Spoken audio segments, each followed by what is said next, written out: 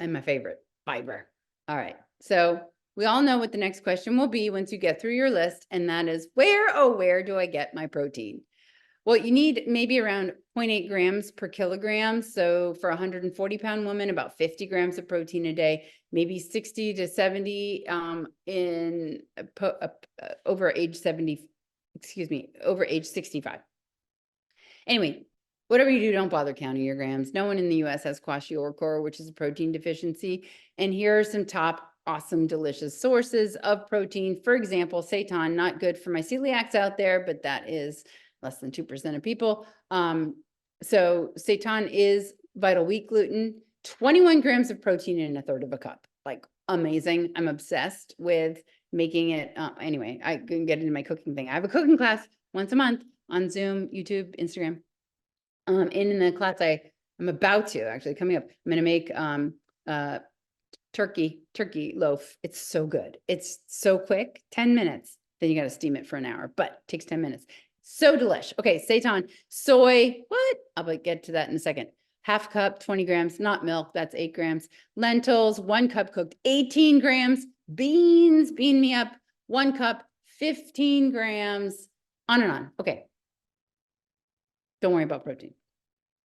Now we're going to get on to some really fun food facts. So as if it's not enough that I just vilify animal products, we actually get to glorify the very food that you will now choose to consume instead of milk, meat, and eggs.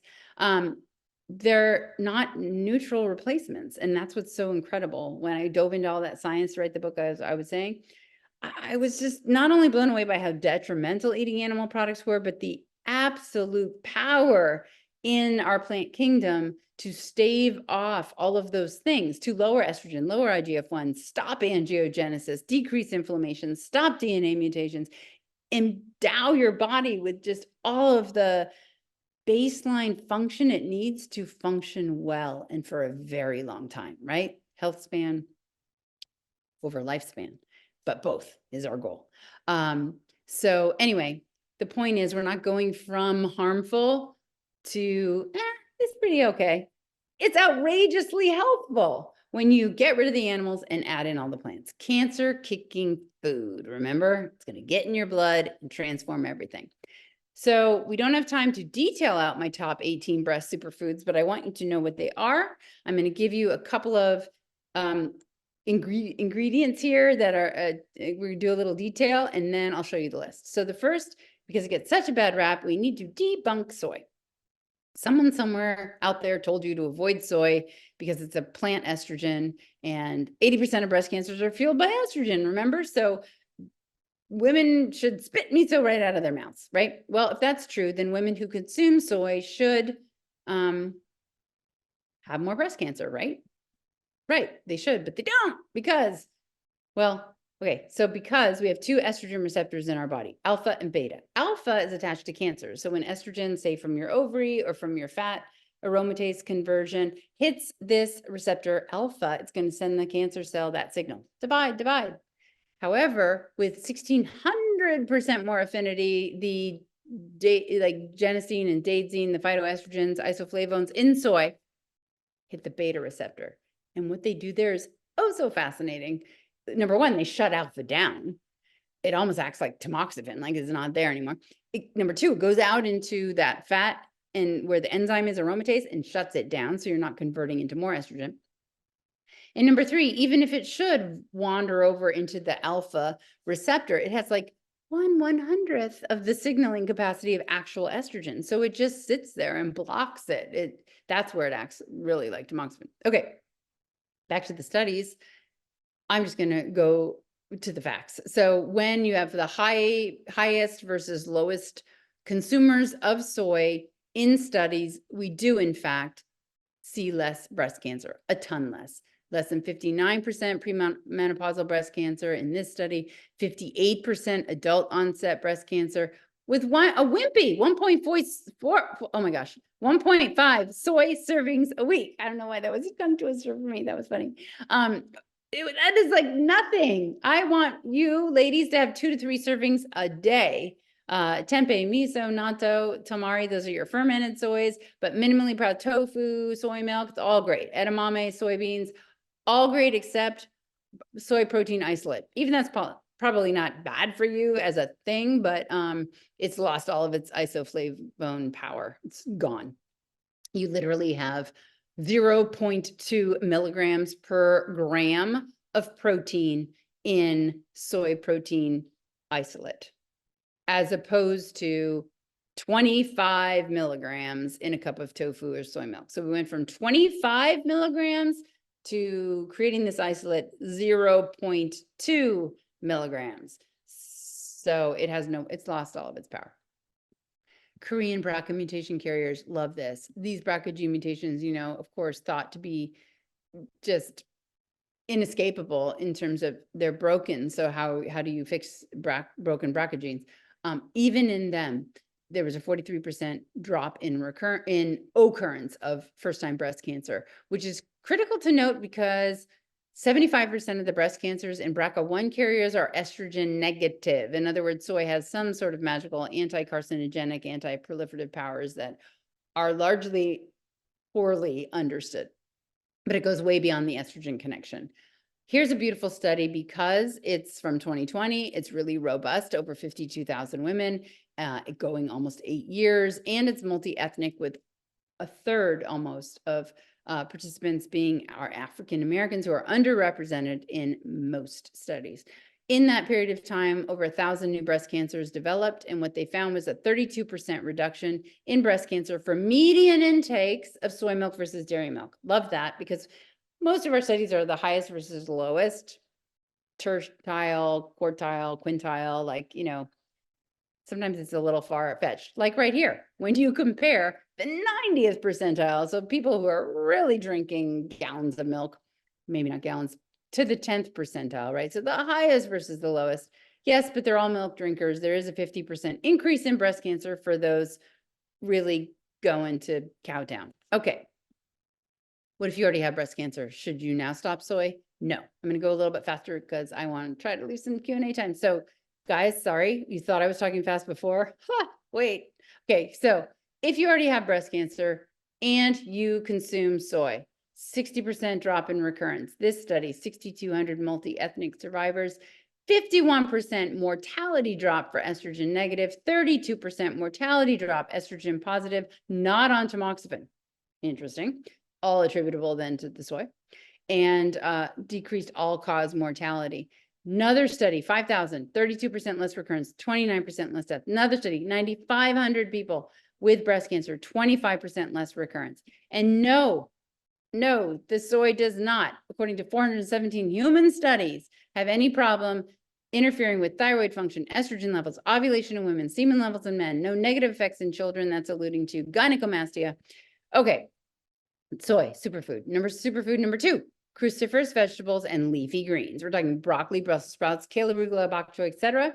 Sulforaphane is the magical ingredient, the magical phytonutrient seen in our cruciferous kingdom, and it has ridiculous talent when it comes to seeking out and destroying breast cancer cells. One study followed nearly 52,000 African-American women for 12 years, lots of people, lots of time, and those who just consumed a single serving of cruciferous veggies a day cut breast cancer by 41%. And broccoli sprouts contain 100 times the sulforaphane content of broccoli. In fact, there are strong animal model evidence that sulforaphane has the power to literally destroy, stick with me here, breast cancer stem cells, both estrogen positive and estrogen negative. Think about that. The qualities of stem cells, migration, colonization, proliferation, self-renewal, they're basically immortal, right? And when they're hijacked by cancer, well, you can see it's the cancer stem cell that's theorized to be responsible for all recurrence and death. And it lies in wait because it doesn't divide quickly. And a lot of our really toxic weapons like chemo, they're all about what divides fast around here. That's why hair, bald, GI tract, nausea, vomiting. Anyway, cancer that divides fast gets killed, but the stem cells are slow. They're patient, but they are no match for sulforaphane. There was a study. Now I'm against animal studies like very much against join PCRM, sign all the petitions, like hate it. However, this study was already done. I'm just going to tell you, and we're going to learn the lesson from it. So we've got mice, they're grafted with estrogen positive and negative stem cell breast cancers, and they're injected with sulforaphane. And over a 3-week period, you see these supposedly immortal stem cells go from present to smaller, to smaller, to smaller, to gone. How many barrels of broccoli do I have to eat to make that happen?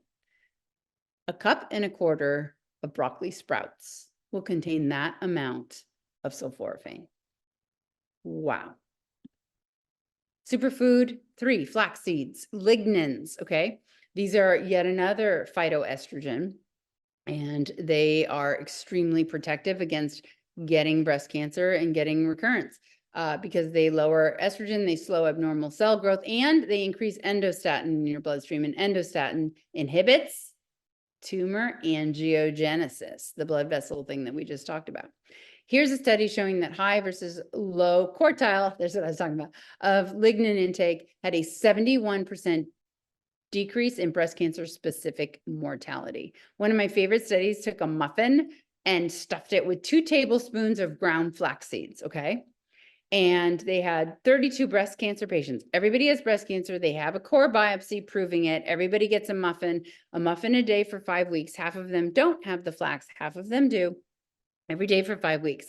And now we can do the definitive surgery, lumpectomy, mastectomy, and reanalyze these 3 properties that were analyzed on the core biopsy without changing anything else about their lives or diets. It's just basically 2 tablespoons of ground flax in a 5-week period. And what did it do to cell division rates, to CERB2 expression, which is an aggressive marker, and to apoptosis, the cancer cell suicide? The division rates slowed by 34%. The bad actor marker went down by 71%, and cancer cell suicide went up about 31%. 2 tablespoons of flax. Superfood 4, berries. 9,000 breast cancer patients, everyone who had just 2 servings a week of blueberries had a 25% drop in mortality for every 2 servings per week of blueberries. Oh my gosh, I have a funny story about blueberries and my kids, but there's no time. Okay, the magic in blueberries is urolithins. They mediate all of these anti-cancer activities such as cell cycle arrest, aromatase, now you know what that is, inhibition, induction of apoptosis, tumor suppression. 5th and final thing we're going to just mention, because it's so powerful, is green tea. They inhibit, meaning the molecules of AGCG, inhibit free radicals, stop tumor production, invasion, and metastases. Does it really stack up in humans? Yes. 1,160 women sipping on tea. They all had breast cancer of various stages. Those who had 3 cups of green tea a day in stage 1 cancer had 57% less recurrence, stage 2, 31% recurrence, drop in recurrence, I mean. And you know what EGCG has been shown in Petri dish studies to kill? Breast cancer stem cells. Back to the sinister masterminds. And a way to thwart them. Always add a squeeze of lemon to your tea because citrus quintuples the antioxidant absorption of said green tea. I have this antioxidant smoothie. It's become somewhat viral, and for I think good reason, because I've really worked hard to study what foods have a direct impact on all the little pathways and requirements that cancer, breast cancer specifically, takes to exist and thrive and survive and metastasize. So it all goes in the smoothie, except for these 5, which you could put in there, but it might be disgusting. So here are my top 18 anti-breast cancer foods. We've got soy, cruciferous vegetables, berries, dietary fiber, flax seeds, turmeric, aloe vera. We have a product called Aloe Tonic, which is the whole leaf and highly effective. Green tea. We also produce our own in Japan, a very organic, high quality version called Ancient Matcha. Amla, which is the Indian gooseberry, comes in a powdered form. Citrus, cacao, apple, and red grapes, not in the smoothie recipe, but would go deliciously into it. Maybe not so much tomatoes, mushrooms, garlic, seaweed, and whole grains, but this would make a delish avo toast, maybe a very lovely whole grain pasta with sauce. Yeah, you can get all of this in you in 2 simple meals, 1 smoothie and 1 little meal. Okay, so